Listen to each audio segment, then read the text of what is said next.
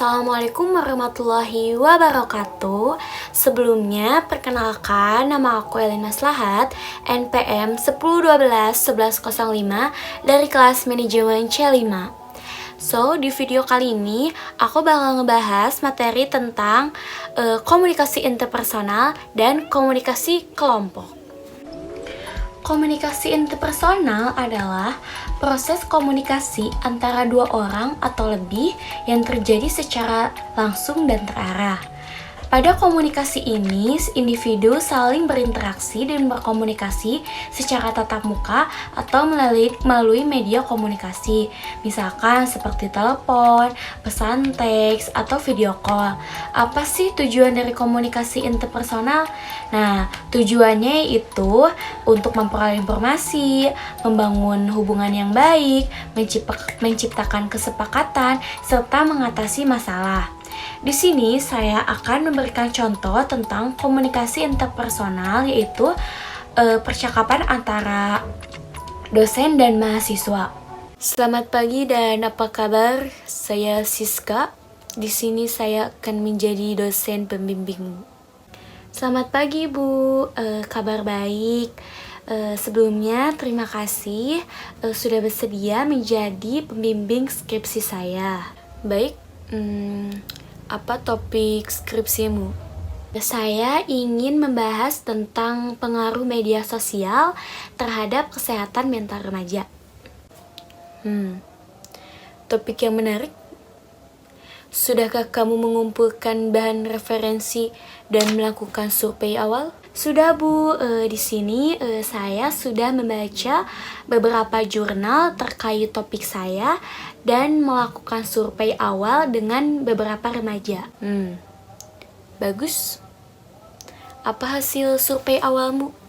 Sebagian besar media sosial berdampak buruk pada remaja, membuat mental dan kecemasan remaja itu sangat buruk, di mana mereka menjadi sulit untuk tidur ketika berlama-lama melihat media sosial.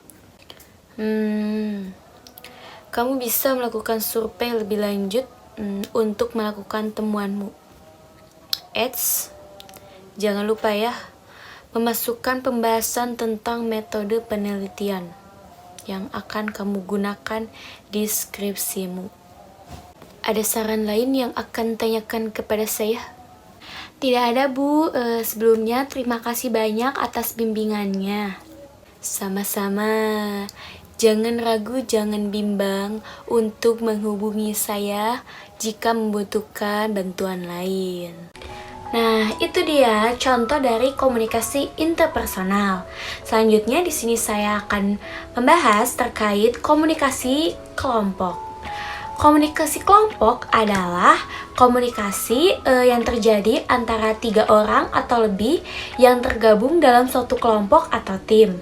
Dalam komunikasi kelompok ini, anggota kelompok saling berinteraksi dan berkomunikasi untuk mencapai tujuan bersama. Komunikasi kelompok juga bisa terjadi secara formal, misalkan seperti rapat, diskusi, atau yang lainnya. Tapi komunikasi kelompok juga di sini bisa secara informal. Nah, kalau informal itu misalkan seperti percakapan santai antara anggota kelompok. Apa sih tujuan utama dari komunikasi kelompok?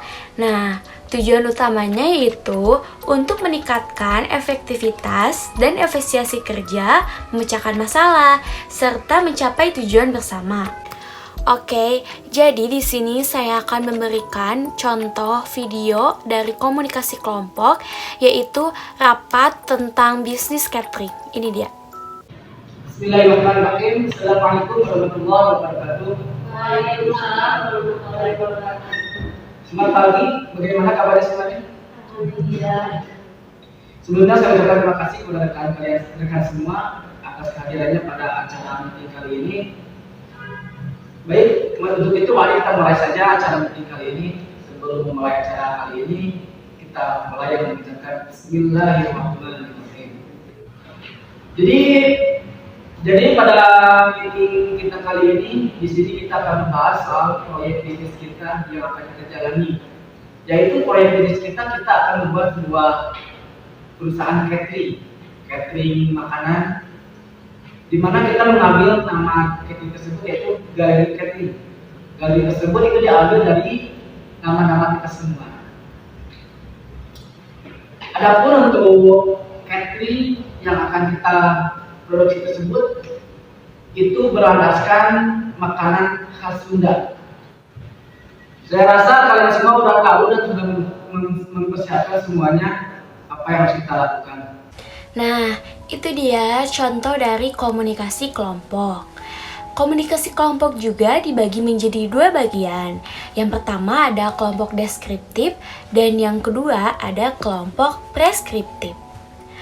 Kelompok deskriptif adalah kelompok di mana yang dibentuk berdasarkan kesamaan karakteristik atau ciri-ciri tertentu.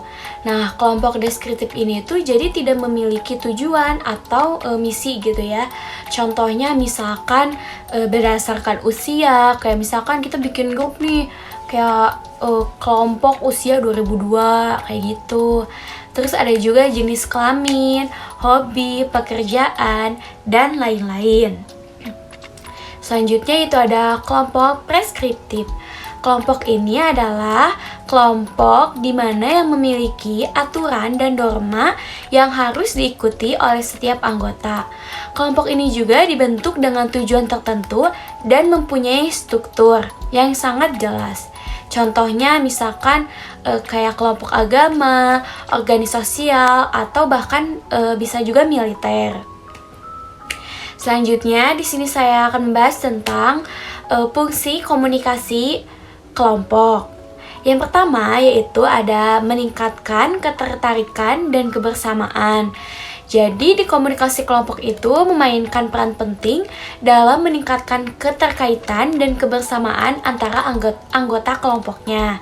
Selanjutnya yang kedua yaitu menentukan tujuan dan misi kelompok, di mana kita itu memungkinkan anggota kelompoknya untuk menentukan tujuan dan misi kelompok. Yang ketiga yaitu meningkatkan efektivitas dan kinerja kelompok, di mana kelompok ini dapat meningkatkan efektivitas dan kinerja kelompok ya. Selanjutnya itu yang keempat yaitu meningkatkan motivasi dan kepuasan anggota kelompok, yaitu seperti dengan memberikan dukungan dan umpan balik yang positif. Nah, yang terakhir yaitu meningkatkan keterampilan sosial dan pemecahan masalah. Dalam kelompok tersebut kita itu dapat meningkatkan keterampilan sosial dan memecahkan masalah anggota kelompoknya secara teratur dan bekerja sama untuk memecahkan masalah.